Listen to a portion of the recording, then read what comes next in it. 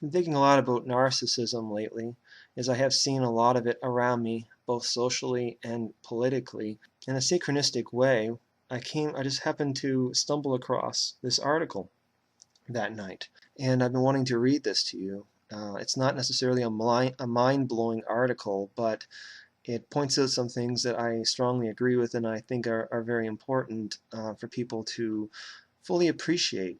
The article is called Narcissists Rise to the Top Because People Mistake Their Confidence and Authority for Leadership Qualities by Anna Edwards. This was published in the Daily Mail, a UK newspaper. They may be charming, confident, and climb the job ladder with ease, but when they reach the top, narcissists are actually not very good at their roles. Such people are often too self-obsessed to do their jobs properly, according to a study. Those who love themselves and have vast self-confidence often impress others with their self-belief, dominance, and authority, leading them to climb the career ladder effortlessly.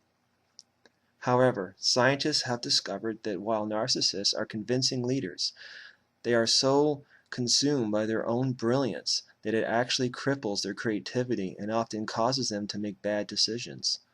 They like to squirrel away information from their colleagues and are too focused on themselves to allow others to shine in the workplace, researchers said. It also prevents proper interaction with colleagues who often vastly overestimate the ability of their overconfident bosses. Scientists at the University of Amsterdam proved their theory by conducting an experiment involving 150 people split into groups of 3. One of the 3 was randomly assigned as group leader as part of a task intended to choose a job candidate. Information about the candidate was handed out, some to a single member, some to the entire group. The group was told that all 3 members could contribute advice, but that their leader was ultimately responsible for any decisions.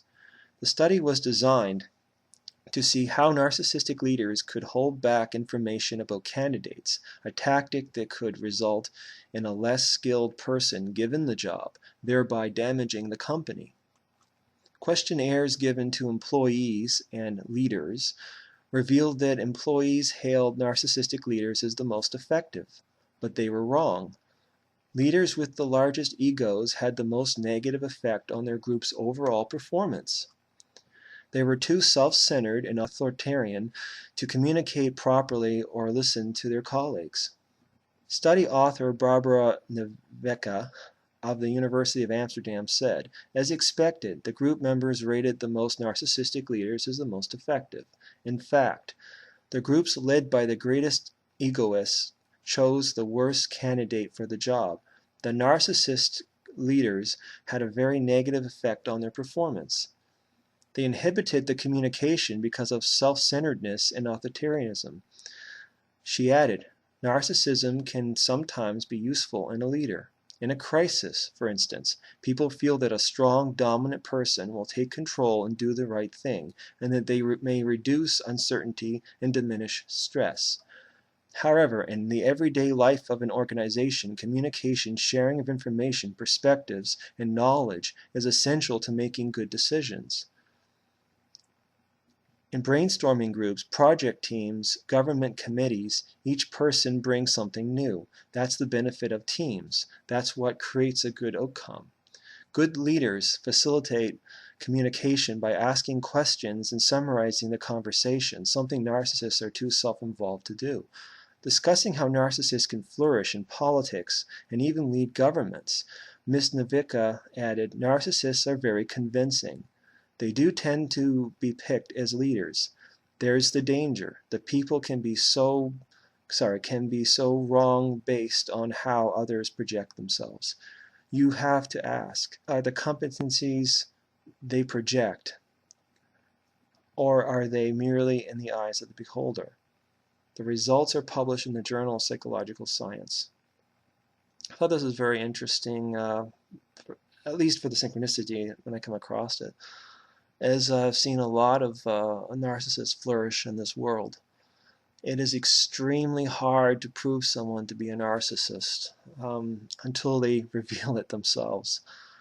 I was reading another article This was in Frank magazine, and it was a satirical magazine for politics here in Nova Scotia, Canada. And it was pointing out different political leaders who had been exposed for gross corruption who were voted back in. In one case, a politician who was caught with cocaine and was sent to prison, and then was actually voted back in to office. So corruption is not enough. Exposing them for corruption is not enough necessarily to get rid of a politician.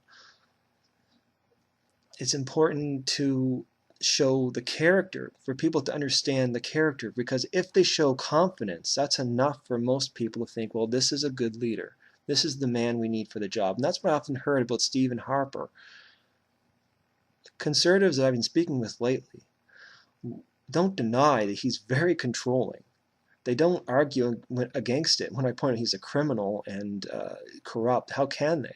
It's well established. But they say he's a strong leader, and that's what we need. He's confident. Confidence is so often mistaken for competence. Not only those two words look and sound the same, but people often get those two confused. A lot of people can be confident, but competence is something different. Someone might appear to have a lack of confidence, but be very competent in their job, and vice versa. Somehow is a race where you're going to have to learn to look a little deeper. And it's not easy. Anyone can be taken in by a narcissist. A lot of people, even deep and intelligent and insightful people, have been taken in by narcissists. They're damn good. Narcissism develops in early childhood. They learn how to manipulate. They pull people's strings. It's second nature to them. Some narcissists are not that good. They expose themselves pretty early on in life.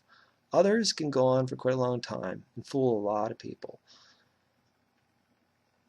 And it's hard to prove.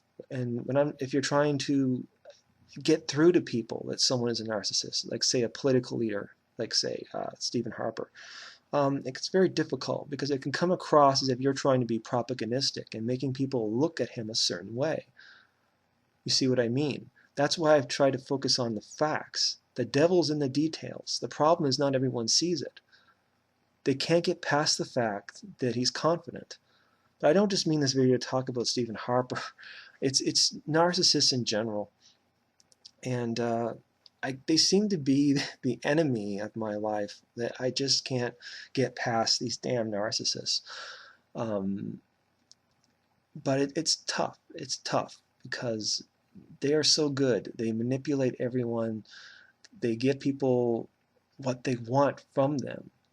And to stand up against them is impossible until they expose themselves, because they're just that good.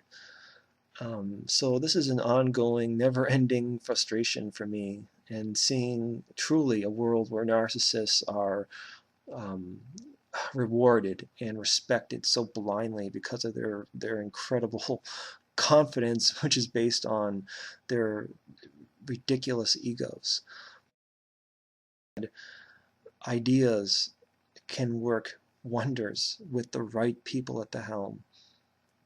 That's the problem in modern society, is you really need the right people in the right positions. You get the wrong people and it all goes to hell.